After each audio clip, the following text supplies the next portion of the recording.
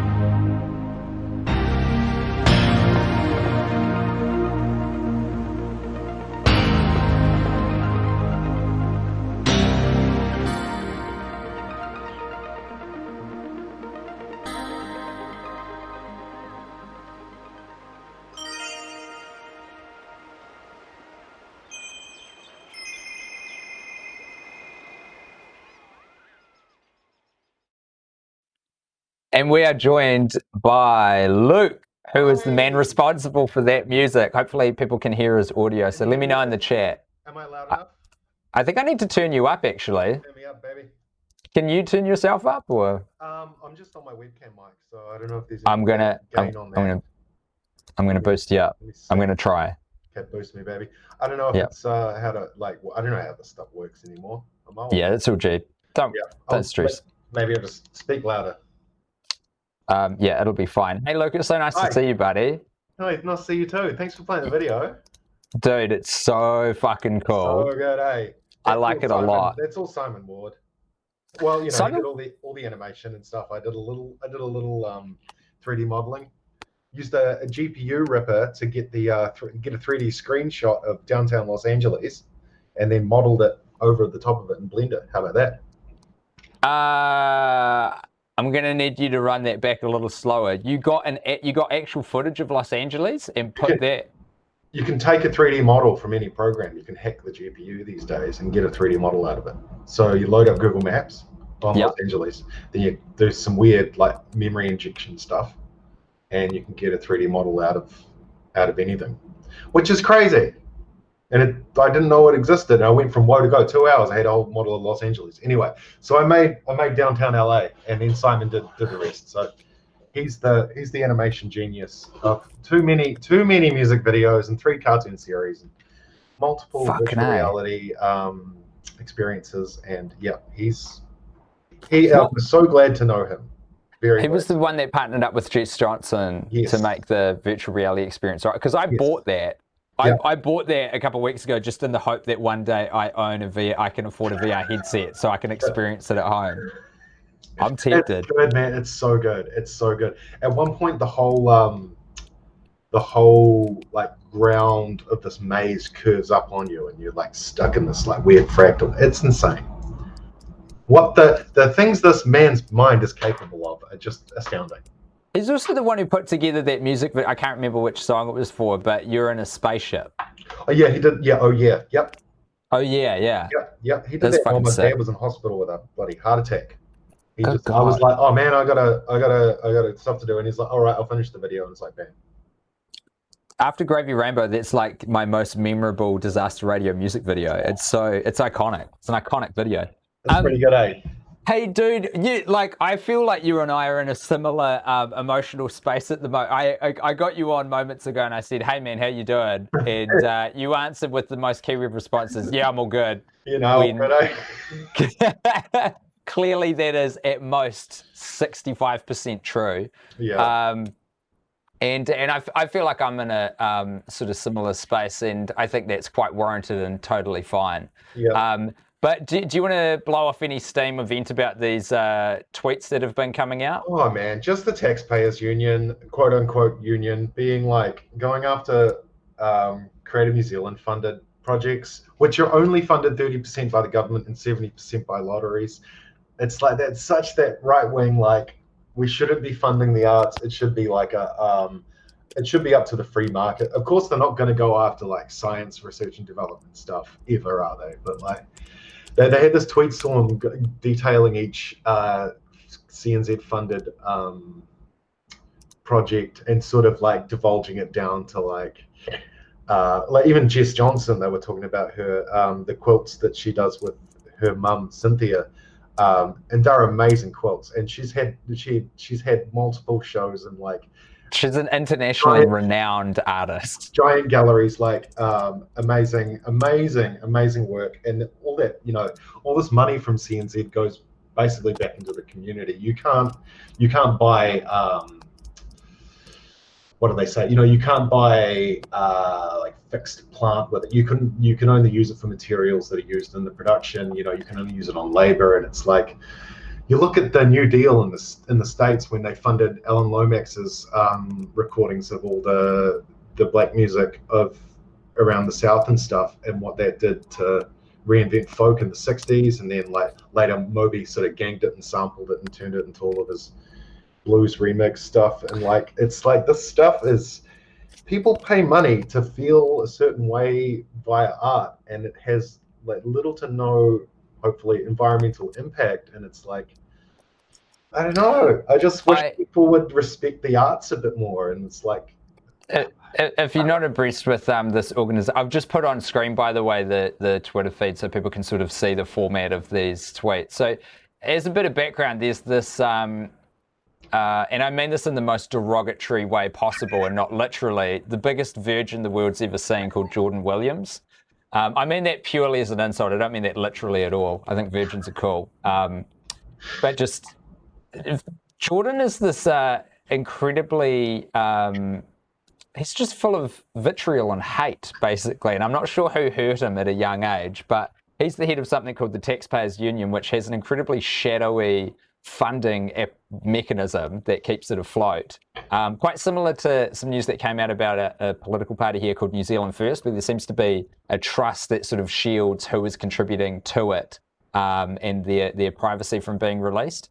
So they're basically just very unsuccessful muckrakers, and they do publicity stunts like this, and they're headed by this one guy. Their mascot is it's like a furry or something.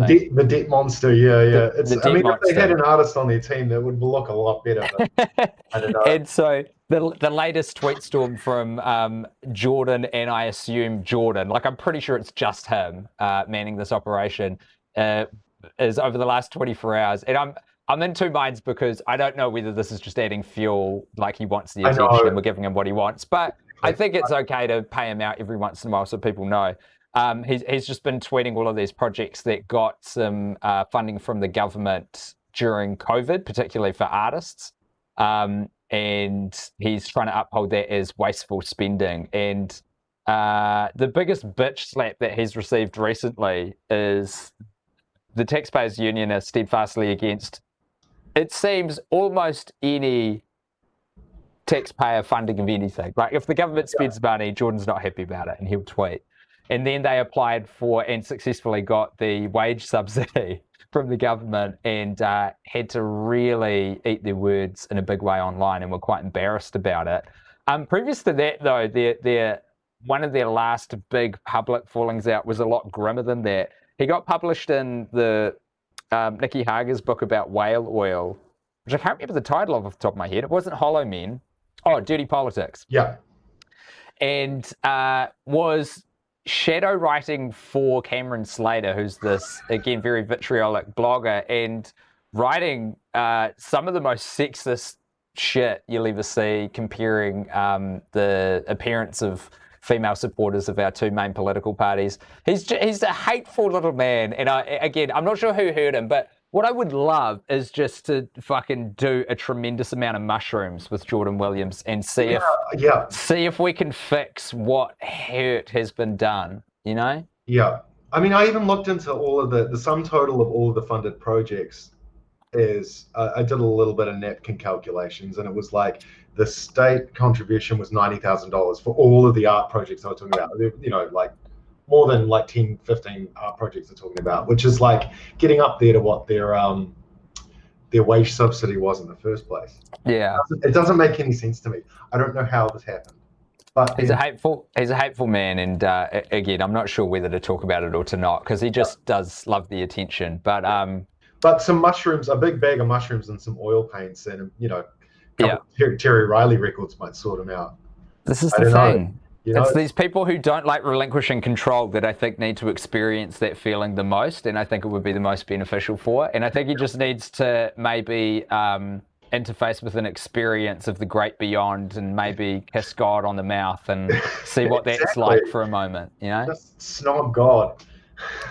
Get a bit humbled, and then maybe come back and realize that artistic expression is almost the very best thing we could be spending our money on. Fostering a sense of connection and empathy toward your fellow man. Yeah, I mean, they were going against the funding of a novel being written, and it was like, you know, funding books, and I mean, 3 books. I think that was my mate Amon's book. Yeah, it was Amon Mara's book. 3 books have defined our entire like tourism campaign of the last 20 years. You know, with fucking Tolkien. You know, like it's like. And our film industry enjoys one of the largest tax subsidies of any industry in this country. And I hate to break it to the fine folk of the Taxpayers Union, but that is an artistic pursuit. I'd love to join it and go like, well, maybe we're spending too much money on the police and military. Anyway, big time, man. I don't know. This is just like a larger thing for me about like just this contempt for art in general. It just seems a bit. It's like certain people can put a certain section of the arts in one category and put that all aside, and then be like, we shouldn't be doing this. It just, I don't know. I wonder what's the problem with my brain where I see this so clearly, and you know they're not. Well, Yes, you're dead right, because I've got similar thoughts kind of rolling around in my head at the moment too, and I'm torn between like, do we need to listen Yeah. more and, Yeah. and like interface and try and convince people? Yeah. But then I get very concerned about this kind of global march of fascism, Yeah. which is really on the move at the moment. Yeah. And art is a really effective way of combating a lot of those lies that fascism tells. I think art can reveal a lot of truths of humanity that fascism tells, and I think that's why that it's what they do first, man. Yeah. You get Degenerate art exhibition. dictatorial. It happened, and then they go and put up all this like Roman like you know. They love getting rid of the intellectuals and the artists first, because they know that shit comes from there. Yeah. So what do you do? Like? What do you do? Hey, let's pull up for a sec. What else? Are you making any work at the moment? Luke, are you working on anything? I'm 2/3 away through the next eyeliner record, which is weird because I just put out the new one. I had all the stuff that I've been working on for like the last 9 months. That's all kind of come into gold status. It's all working out fine. What else am I doing? Cartoon series for Hey Hey, for a kids show called The Vloggingtons Season 2. Man. Working on cartoon music for 8 hours a day is amazing, like total privilege. Like getting really good at doing these like cheesy like marimba runs anytime like a character sort of goes, you know, like people like fall over. Hell yeah, dude. Doing all like the cheesy like cartoon stuff. So it's been really cool. Like and doing a little bit of sort of Mark Mothersbaugh like Rugrats style like vocal samples stuff, and just ticking all the boxes for me like with this cartoon stuff. And yeah, just being out here in Hong Kong, eating good. The pools are about to open in Hong Kong, so I can start going for a dip. That's nice. Can you tell me about the food in Hong Kong? I don't know a thing about it. Well, you got Cantonese food, which is like mostly I'm no culinary expert or any expert on anything to do with China in any fashion, but like sweet and sour pork's a big Cantonese. Oh thing. Shit! Sorry, Luke. Hold on. I've disappeared you, and I'm not sure how I did that. I'm back. Bring me back. I was fucking around, and then I found it. Oh no! Oh god! All right, hold on. I'm gonna just try and refresh this. I think we can all still hear you though, which is the good thing. Oh, cool. I got a little bit clever. What I was trying to do, Luke, is oh, this is a fucking disaster. Is I was going to try and add our next guest to the call because I think you guys would get along. Cool, that'd be good. No, put the work in, man. Do you? Well, I don't know if this is actually going to work. Do you happen to know Liam K. Swiggs? Oh yeah. Christchurch? Yeah. Do you know? Yeah, the Swigs. Yeah, I met his dad. I met Mr. Swigs. Oh, you know, Liam and I had a mutual friend in a flat in Thorndon, which we may want to get into, but yeah, no. Everyone can see what I'm fucking around with because I've got a screen cap on, so there's no smoky curtain this time. They can see you. I'm going to try and I want to add Liam to the call because I think it'd be cool for all three of us to get on board, and I think it's just the thing we need at the moment, you know. Amen. We just need some hangs. We need some times of people coming together. Because Liam just released a new EP with his crew, the Big Fresh Collective in Otatahi, and I've been smoking a lot of weed and listening to it on repeat, and it is just what the doctor ordered. Oh, I gotta check it out still. I shouldn't gush too much before he's on, but my man, it's a combination of comedy skits and drops of good cunts talking about the league and remixes of PlayStation 1 songs. Yes. It's everything you want and more. Yeah, it's Bucky's and $10 dozens. You got it, dude. Yeah, man. Hey, just checking on the YouTube comments here. This is the most intellectual episode of Happening, and I love it. Awesome. Thanks, AJ. What up, Tim? Shout out to Benno's Bucks Show. Does it mean anything to you? No. Cool. Bucks Show. I've gone blind in one eye from Tom. Oh, I think that was because I had you leave the screen just briefly. Ah, true. Was it blinding? Yeah. You left, but then you're back. So now we're sweet. In fact, are you tuned in on Happening at the moment? Have you got that up somewhere? No, I didn't want to do any weird but I'll Fuck, get it. God bless you, man. See, Luke knows how it is. And how it is you've got to get the shit sorted and then add nothing to it. Do you know why I had to reformat the computer and reload Windows on? Yeah. Because I added so many, I think, this is my theory, like weird audio codecs and things that were fucking around with OBS, that when I rebooted it out of the blue, and when I turned the volume up, it said something like the authorizer couldn't be verified or something. Like a deep registry DLL thing had corrupted in Windows. And I was like, right, I could either spend 6 hours trying to figure out exactly the file that's fucked out, or I could just start again. Yeah. At some point, a Windows installation becomes, and the technical term is a kludge, when you have solutions on top of solutions on top of solutions, and it becomes totally broken. I mean, I had to reseat my RAM today. I had to disassemble my entire hog. What happened to your RAM? That never. Once it's in, it's in. It's Hong Kong dust, baby. Hong Kong's very dusty. It's very dense. Oh, really? And that's why the food's so good. Okay, Hong Kong food. You've got an incredibly diverse bunch of people who have small apartments and can't really sort of cook. So eating and dining out with your buddies is like a big thing. And there's restaurants all the way through on all kinds of food. I've never had a disappointing experience in Hong Kong with food, and I've had food poisoning twice. That's the hill I die on. Wait, say that again. You've never had food poisoning? I've had food poisoning twice, but that does not count as a bad food experience because the food was so good. Man, I'm with you on that. Did you enjoy the meals that made you ill? Yeah, man, that was so good. It was so good. Yeah, dude. Yeah. There was something weird with it. I went to this Turkish joint twice that didn't do me well, but yeah. And the thing also with Hong Kong being so dense is that if someone doesn't go to your restaurant, like if you don't get like frequented, you're screwed because there's so much competition. The rents are so, hey, it's Liam. Oh, is he here? Yeah, he's at the ledge. Oh, fuck yes. Is this working? Is this thing on? Yep. He's got Liam. What do I look like? Bitch, you look good. Am I on? Fuck. Yeah. Oh, yeah, here we go. Here we go. Woo. Oh, this is the show it was always meant to be. Luke on keys. Liam joining a special guest. How are you, brother? Good, man. Good. Really good. Are you in the garage? Yeah, I'm in my dad's shed in Belfast. I'll have a look. Hey, cheers, mate. I'm drinking the Auckland version of a Woodstock. Are you? Oh shit! There's a lot going on there. Yeah. Don't whip that camera around too quick, Liam, because the connection's not amazing, and there looks like there's a lot to take in. Oh yeah, sorry, my bad. No, you're golden. Oh, Cody's brilliant. Oh yeah. What a legend, eh? Just with one sip defines a generation. Absolutely.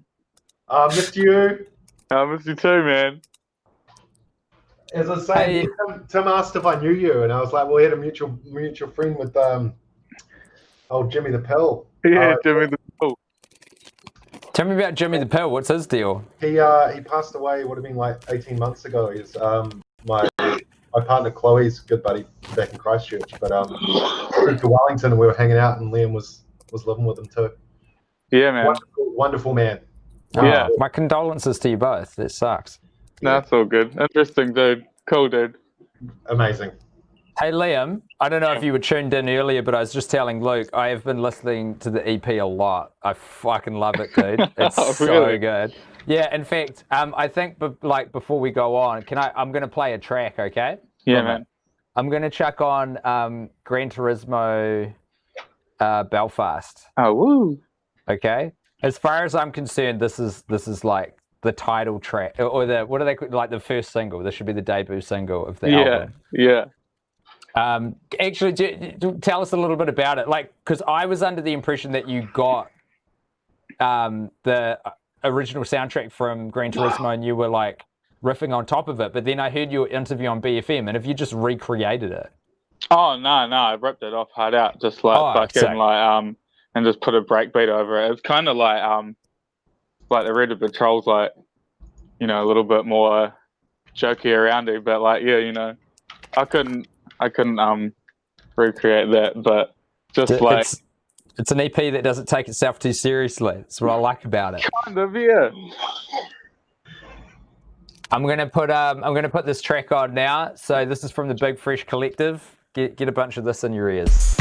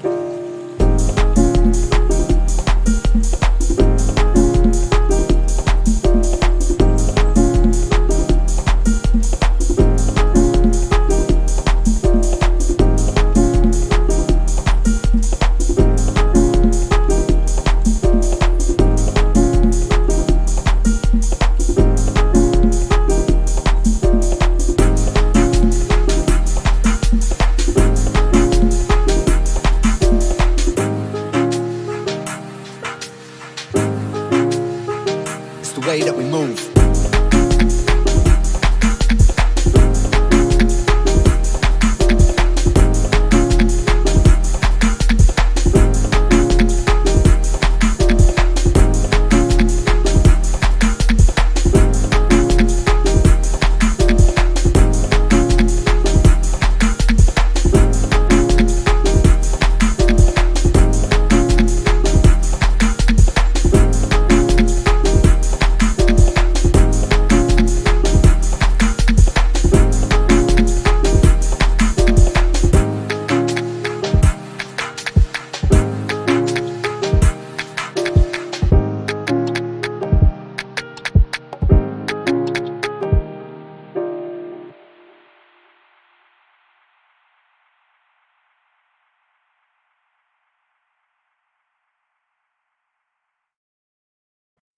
All right. That was the Big Fresh Collective featuring the man you can see on screen, Liam, and his dad, Neil. And we've also got Eyeliner on the wireless as well. There's Luke. There's Liam. Hey, this is a question for Liam. How are you putting out so much music at the moment? I feel like you just put out an EP very recently, which we also featured on Happening. Yeah, because I don't have a like real day job, so I kind of like no, just like because of COVID and shit. Like, you know, we've just been grinding out heaps of tunes. One of my main men in the Big Fresh Collective, Pat Loco's in lockdown over in Victoria, so he's like had, you know, quite a bit of time on his hands, and like I guess like I'm always coming up with ideas, and we kind of like preemptively, fucking hell. We kind of preemptively made, you know, a whole lot of plans for the next couple of years, and like because of COVID, I just thought it was like kind of interesting to see what would happen if we crammed it all into like, you know, 1 year. So I think that's like maybe our 15th like release for the year or something. Fucking hell. What do you reckon of that, Neil? You got to be a proud papa. He's getting the good stuff out there. Yeah. It takes me a lot to get my head round, but yeah, I enjoy it. Neil, are you into the music? Do you like it? A lot, and I thought it was really good, and I wouldn't know it was him to start with. It was a wee while before I'd actually realised, this is actually Liam. Especially I played on one track and says, what do you think of this? And he goes, that's fucking me. I was like, yeah, okay. So we're on the right, and I'll never say page. That's fucked. I reckon that's very high praise when you can play something for someone and then you're like, what do you think of this? And they're like, oh yeah, and you're like, there's me. Yeah, I mean, he gives me shit about everything else I suggest, so it's a win, you know, for a change. Like that's very nice. It's a big win. Shout out to that. Neil, I look, I'd be a fucking idiot if I didn't mention how cool your t-shirt is.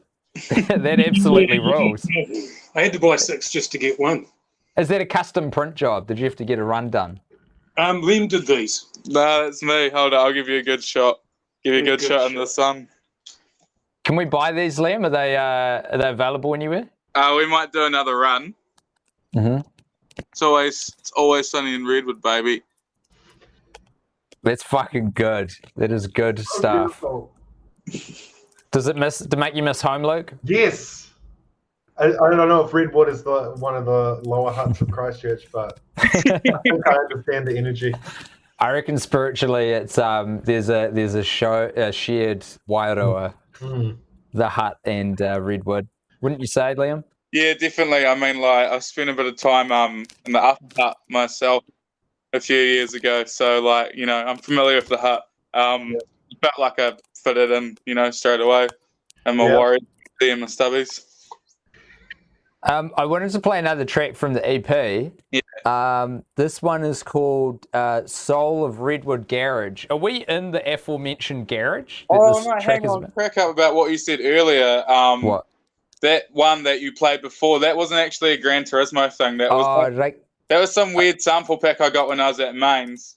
Definitely didn't play any of the instruments, like pretty much like all of my music. I'm not playing any of the instruments, you know, but like like fucking yeah, that was more original. This one, Soul of the Redwood Garage, that's like the Gran Turismo menu Sick. Rain. Well, the other thing is, I assembled the show in a very mad dash rush while trying to drink 3 beers to calm my nerves while listening to Luke's music. Funnily enough, so there's a high chance that I could have got a lot of the shit backwards and twisted. So I'm gonna put on what I think is Soul of Redwood Garage, and we'll have a fucking groove and see what's up. Yeah, solid.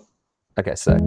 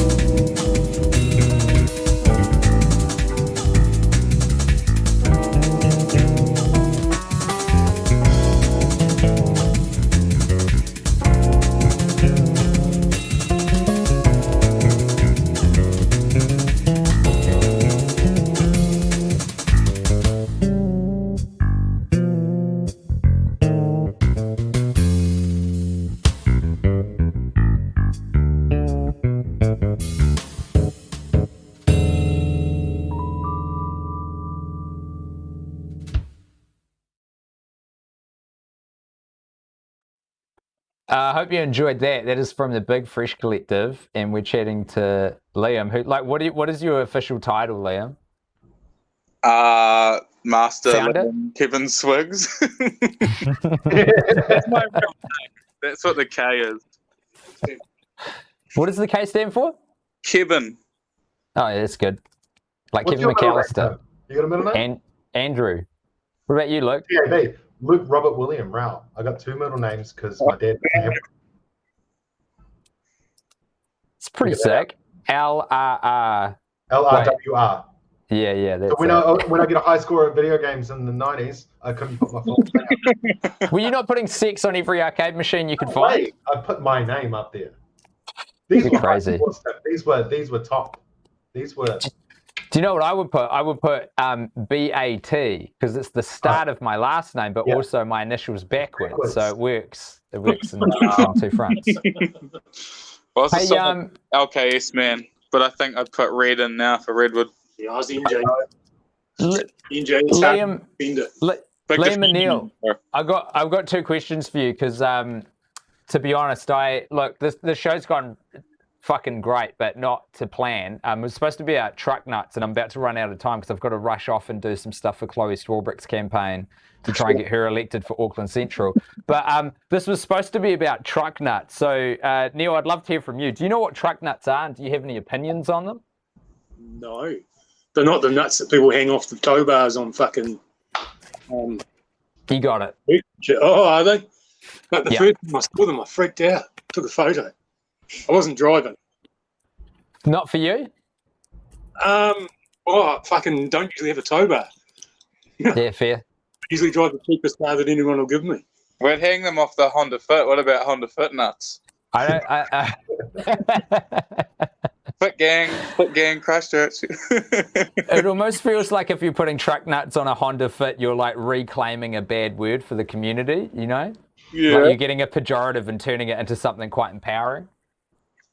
I'd wonder if you went over a bump and they got banged, would it fucking give you a tingly, spooky feeling or what? I did a cursory amount of research for the episode, and it seems they've made of all materials. You can get steel ones, which I think is a bad idea.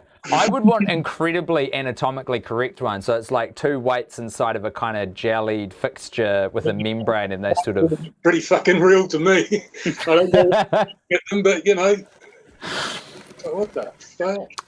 Luke, do you have any thoughts on truck nuts? I love the energy of them. I was thinking about getting some for the Prius when I had that back home, but yeah, truck nuts on an electric vehicle is, I think, a very pro move. I think we got like some nice chrome ones would have been pretty good, but Yeah. like, Yeah. it's 2 sets like a Newton's cradle, you know.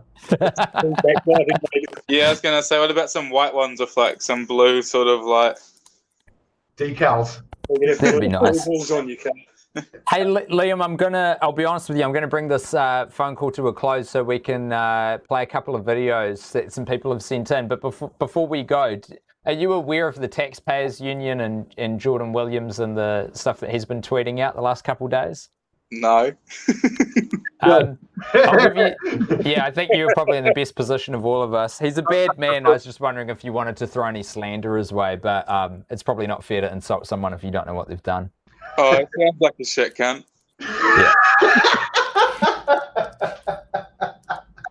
We'll take your word for that. I mean, like, yeah. Yeah. Got it. We think he is. Yeah. Fair enough. Got it in one. Ultimate shit cunt. Hey, God bless the both of you. Thank you so much. Neil, it's a pleasure to meet you. Liam, really great to chat to you again, and please keep up the fantastic music, because it's bringing me a lot of joy. Your room, that was fucking awesome. What's that, bro? Grin from ear to ear, watching one of those live shows from your room. Oh, fantastic. It was Fuck, glad to hear that. Took me back to a year or two ago. Mate, He's talking about my show, Tim. Well, I enjoyed it too. I was tuned in. I was at the supermarket watching your show. Hey, good to see you. Cool. Yeah, working you too, man. I'll pop by Redwood when I'm back from Hong Kong. I'll probably be in Darfield anyway, so come out for Yeah, good speaking to you, Tim. See you, Liam. Take care of yourself, man. Will do. Hey, that's probably fair enough as well. Your shows are slightly more entertaining than mine, but they're less frequent, so I guess we're both winners. Yeah. I'm going to play some skate videos, okay? It's good to see you, Luke. Yeah, good to see you, man. Love you lots. Awesome. Bye-bye. Thanks Take for playing care. the video. Bye to you, fans. Bye. Bye. That's Eyeliner. If you haven't bought his album, you got to do it. Now, the content that's been sent in, this is what the show's all about. I got sidetracked by having a grand old chat with some artists. So let's have a look here. Oh, I've lost the doc. Look, I've got a skate video that someone sent in, and it's fucking cool, and I'm going to play it. So let me lead with that. I don't think we're going to have enough time for Daniel's Truck Nuts history, which means it's going to get pushed to another episode, which is funny because it now means, in theory, there's going to be another Truck Nuts episode. I was also going to give, to be honest, Happening a bit of a breather after this one, because I won't lie to you, it's quite a lot of work to get together. But we'll have to do one more, at least, to get Daniel's oral Truck Nuts history in. Aaron writes, hey, Tim, I took up skateboarding at the ripe age of 35. I'll just hit pause on the email. That fucking rules, dude. Love people doing stuff for the first time as an adult. Because, hey, what else am I going to do in a year like this? I've been taking little videos to send my friends, all sort, and sort of make certain that I stick with it, if that makes sense. And while most of them aren't worth a view, this one certainly is because of how it ends. Hopefully it works. If I had any video editing skill to speak of, the whole thing would be scored to Goldfinger's Superman for the purest Tony Hawk vibes. But I don't, so you get this version where you can really appreciate the acoustics of the only underpass in town that's low traffic enough for a fella to bring his weak old skateboarding skills and not get run over by a car. Much love from Germany, that is sick. And also the worst idea of all time, Discord, where all the horses are perfectly normal horses. You can say my name, Aaron Poppleton. Aaron's video is right here. Get a load of these.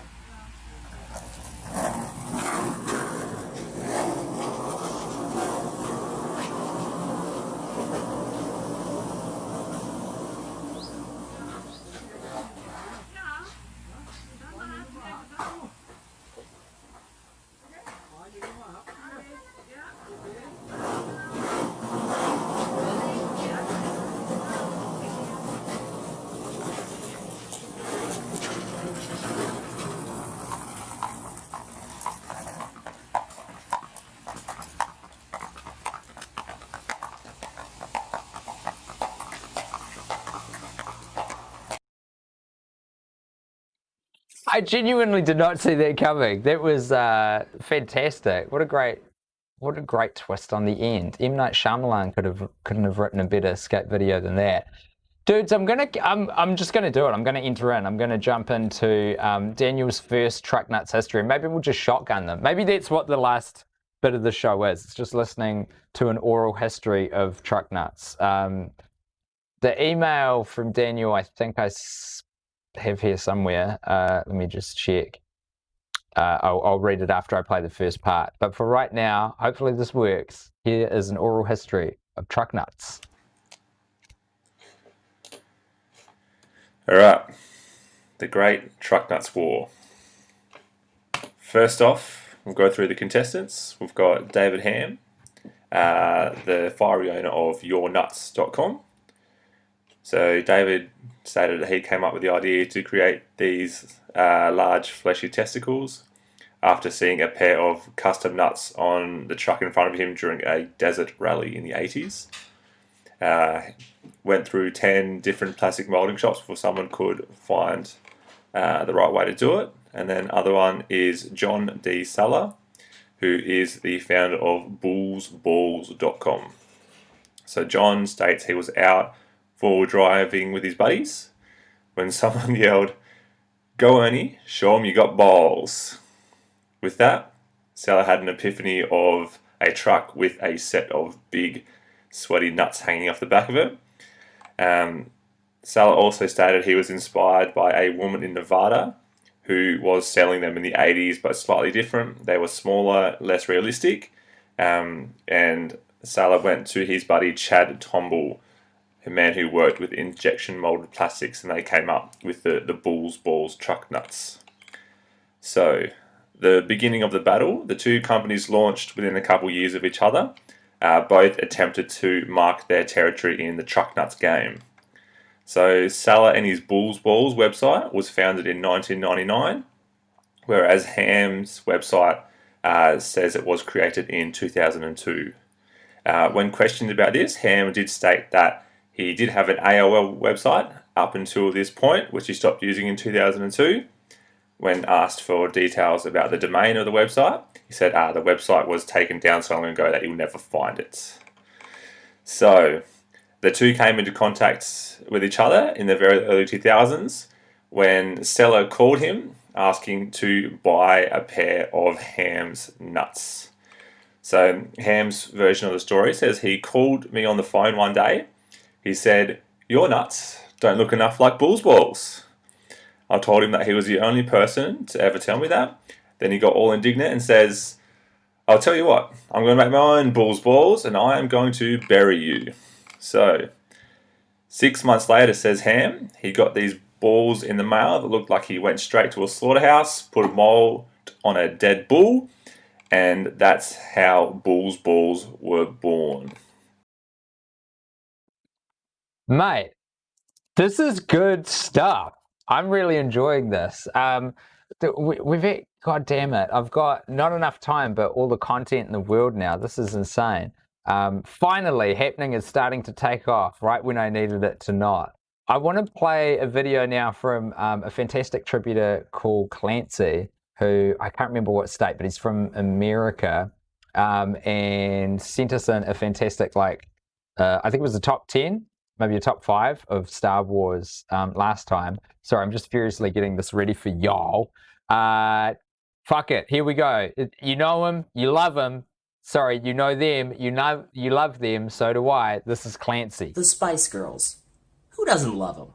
If you raised your hand, you're wrong. You don't count. Not a real person. Get out of here. They've got it all. Married to David Beckham?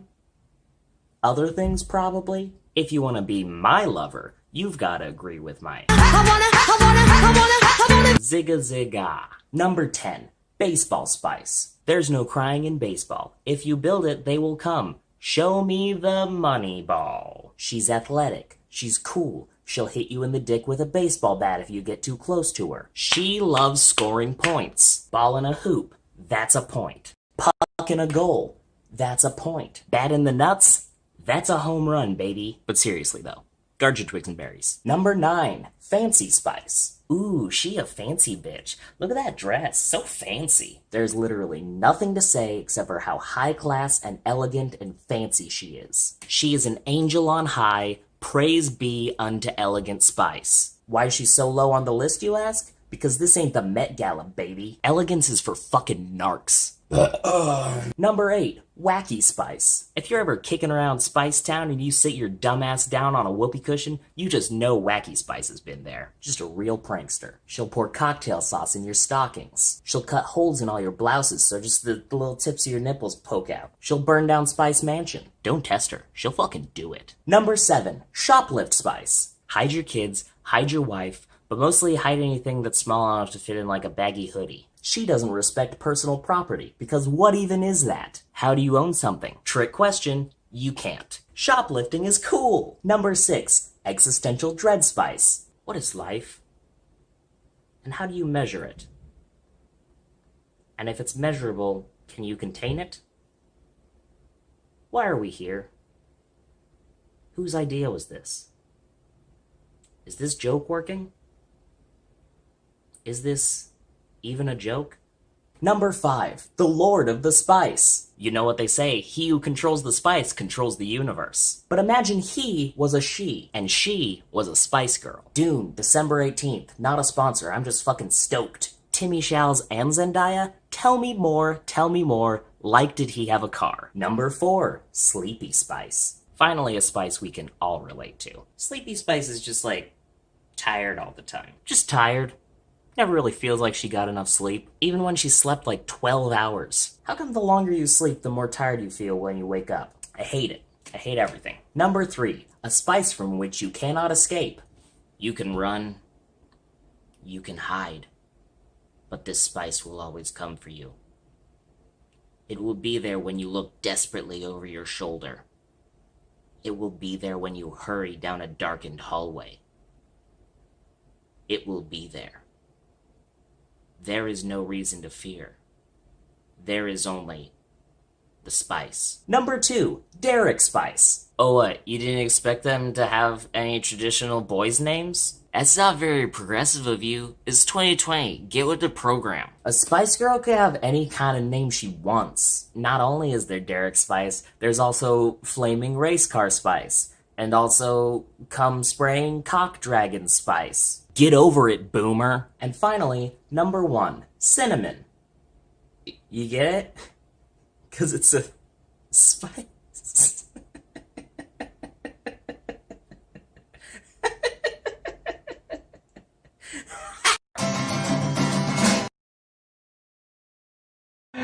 God damn. Yes, this is the content. Now I'm just like going hell for leather. Clancy, thank you so much. Clancy, we're just all chatting in the YouTube comment section now because Clancy Kramer is here. Clancy, can you like drop us how we can follow you, or maybe like if you've got a what are they called, like a coffee link, we can throw some dollars your way, because we absolutely owe you a debt now. You bring in the fire content, as the kids say. Hey, the picture that you can see in front of you right now is from Anna, who has sent an email saying, "Hey Tim, hope everyone's keeping well. I know I already sent something, but I promise to stop spamming the Discord with my attempts to learn digital art after attempting to draw your new puppy. Congratulations, they're adorable. But then I didn't want to leave Rufus out of the photo." I don't know if it fits the show or anything, but here you go. All the best, Anna. Anna, this is insanely touching. I cannot tell you how sweet this is. So here you can see on the, I guess with my left, I don't know, the left of the screen is Rufus. And then on the right is a brand new addition to our flat called Tui, who is my flatmate's puppy. Absolutely gorgeous rendering. That is so sweet. I'm going to get that printed out and framed. And I think my wife will probably cry some real tears. Hey, let's just fucking keep going, eh? No one tell the people who I'm supposed to be at right now where I am. I'm just doing some more happening. Let's get some more truck nuts history in us, eh? So, Salah and the people at Bulls Balls have obviously a different side of the story. Tom Bull said that there was a phone call, but it was that Ham had contacted Salah, saying he was the first on the internet and all these other accusations, and told him that it wasn't true, so they developed some disagreements. So that's where the the conflict starts to begin with a phone call there. So it started off with a few trade of angry emails and phone calls, both of which have no recorded evidence of what went on there. But in 2009, that's when shit starts to hit the fan. So Ham started a website called allthenuts.com. That's nuts with a Z as well. Where it was to be a one-stop destination for all your fake ballsack needs. But to be a one-stop shop for all of your ballsack needs, obviously you need to have all of the nuts. So Ham tries to get some balls, saying that he paid Salah and his associates for the merchandise, yet never received any of his balls. The people down at Balls say that they saw what Ham was trying to do and turned him down, so never sold him any balls or received any money. So, regardless, Ham then posted on the Balls website without Salah's permission, and Salah publicly called him out on it. So starting to get a little bit petty on the internet. So this led to a post on the Balls website. So another post on the Balls website called Truck Nuts, a quest for the truth. This post was questioning Ham and his brother Kenneth's business ethics and the quality of the nuts they sold. So a bit of a 1-2 punch there. This ended up with Ham going down from New Mexico to California under the alias of Bozzy Willis. So Ham, after this, has got a little fake mustache, driven from New Mexico to California under a fake name, and headed into the Tombull Plastics to try and get his hands on some nuts. We got to keep it, we've got to just do it now. So, by the way, this is from Daniel Bennett. This is the person who's put this together. Bennett, I beg your pardon, who I don't think I read his email at the start. Hey, Timbo, I've attached a recording of my retelling of the Great Truck Nuts War of the 90s/2000s, although when doing my research for it, I realized the Dollop did a podcast about it as well. Cheers, Daniel Bennett. Here's part 3. So, after that little charade, Tombull let Seller know about his interaction with Bozzy Seller. So Tombull talking to his partner there, saying we had this bloke called Bozzy Seller come in, trying to get his hand on our nuts. So after this, posts started to show up all over the internet, tearing balls to shreds, stating they were price fixing the fake testicle market. So reviews would state things like, Seller and Beeman are weak-minded losers who can't compete professionally or legitimately, or this person is harmful, don't buy from Balls. Alternatively, there are certainly a few websites that provide exemplary support and costs. For example, allthenuts.com, Balls, vehicle nuts, bumper nuts. We've got them all. So, not only is he slandering the good name of Balls and their business ethics, but he is providing an alternative that have all the nuts. Again, that is nuts with a Z. So, on Facebook, a user by the name of Bozzy Willis, if you remember that name from before. So Bozzy Willis posted on almost every link put up by Unique Truck Accessories, which was Balls Facebook page. Willis kept doing this up until 2003, so he was going for quite some time there. So these posts appeared large scale all over the internet, so not just on Facebook, but all over the internet, whenever there was a Balls location or website or post, there was Bozzy Willis making a post. So soon blogs started popping up all across the internet with names like Balls Info, Truck Nuts Balls, and Reporter 666. All of these were written under the guise of an anonymous reporter who happened to be very anti-Balls and pro David Ham and your nuts. Again, nuts with a Z there from David Ham.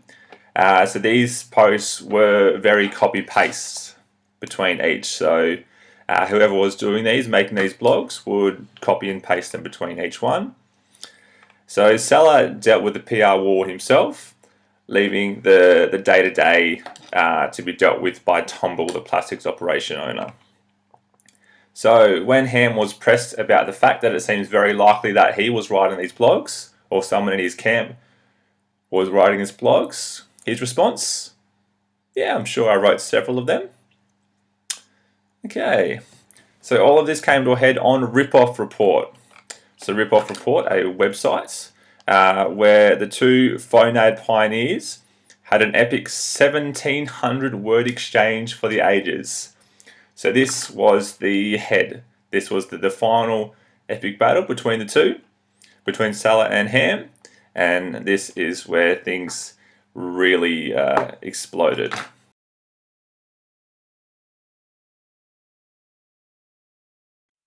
There's no other way to end the show. We're going to hear the fourth part now, so just...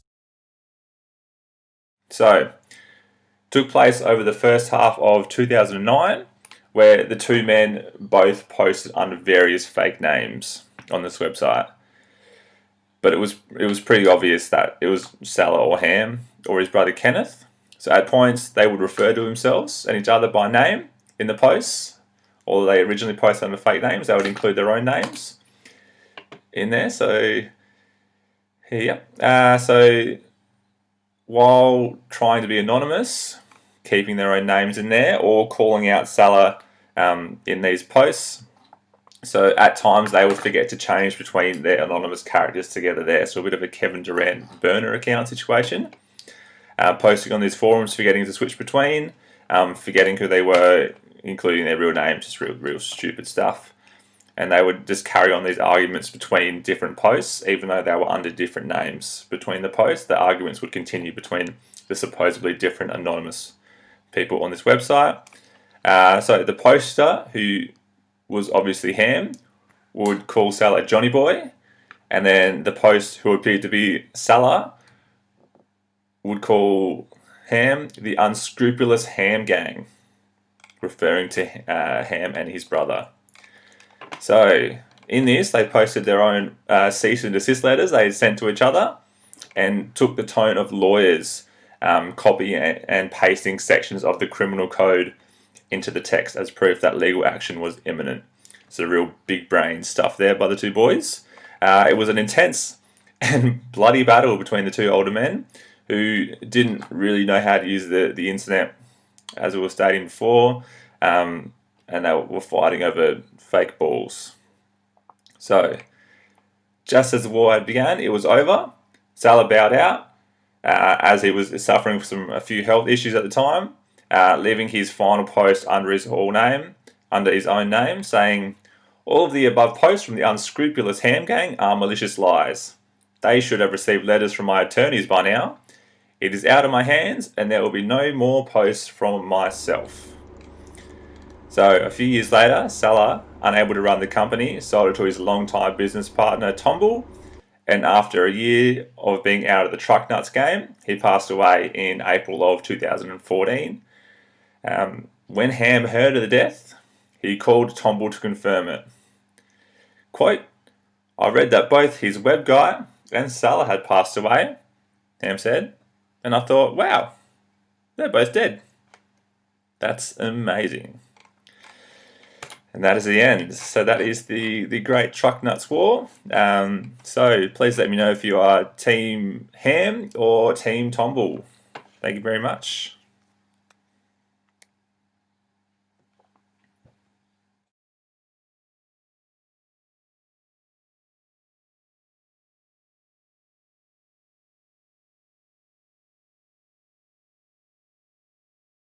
Okay, maybe that's volume now. My camera just died. Daniel Bennett has given an entire 4-part oral history of truck nuts, and I think that deserves a lot of praise. My camera just ran out of battery. The show is up. I'm late for my next thing. You guys are amazing. Maybe, I don't know. We might need to take a little breather from happening for a while, but if you've got content to send, I don't know, just fucking send it. No theme next time. If there's a next time, I don't know. I'm too out of sorts to decide right now. This is happeningshow@gmail.com. I'm Tim, and I love you. And this has been Happening number 30. Cheer.